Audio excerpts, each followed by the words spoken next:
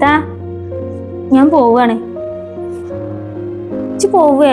ആ എന്താടി പോണ്? ഇജ്ജ് പലക്കാലം കൊണ്ടുപോകാൻ വേണ്ടി വന്നതല്ലേ, എന്നിട്ട് പോവുക? ഒന്നുമില്ലത്താ, സന്തോഷായിപ്പോ.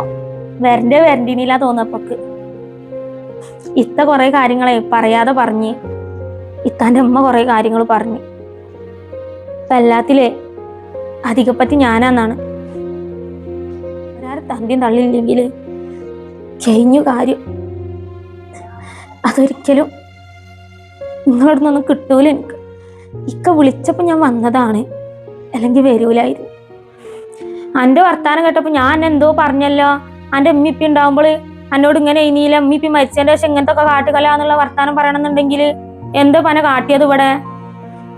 അന്നിപ്പോ ഇവിടെ ആരെ മുട്ടി അന്യരായി കണ്ടത്? അന്നെ ആരെങ്കിലും അന്യരായി കണ്ട? ഇജ് വെറുതെ ആന്റെ അക്കാക്ക് വരുന്ന ടൈമിൽ ഓരോ പ്രശ്നം ഉണ്ടാക്കാൻ നിൽക്കരുതിട്ടാ. വെറുതെ ഓരോ പ്രശ്നങ്ങൾ ഉണ്ടാക്കാൻ നിൽക്കരുത്. അന്നിപ്പോ ആരെ അന്യരായിട്ട് കണ്ടത്? എന്തിനാ മുട്ടിയച്ചി ഇല്ലാത്തതും പറഞ്ഞ് പിത്തന ഉണ്ടാക്കി പോവാൻ നിൽക്കുന്നത്? ഇജ് അതിനെ പാന്റെ കെട്ടിച്ചോടത്തും കൊണ്ട് വന്നത്? ഞാൻ ഒരു പ്രശ്നം ഉണ്ടാക്കാനല്ല എത്താ.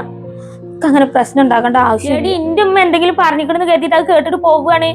ഏതായാലും ഇജ് കൊണ്ടുവരാൻ വന്നതല്ല എന്റെ ഇക്കാനെ, അത് കൊണ്ടുവന്നിട്ട് പോവാ. എനിക്ക് ഇക്ക വന്നതിന് ശേഷം പോവാ. ഇല്ലെത്താ, ഞാൻ പോവുകയാണ്. ഇന്നൊക്കെ എന്നോട് കൂടുതലൊന്നും പറയാനില്ല. ഇജ് പോവുകയാണെങ്കിൽ പോയിക്കോ. അനക്കൊക്കെ സ്നേഹം കിട്ടിയത് കൂടിയിട്ടാണ് ഇന്റെ അടുത്ത് നിൽക്കാൻ്റെ അടുത്തുനിന്ന്.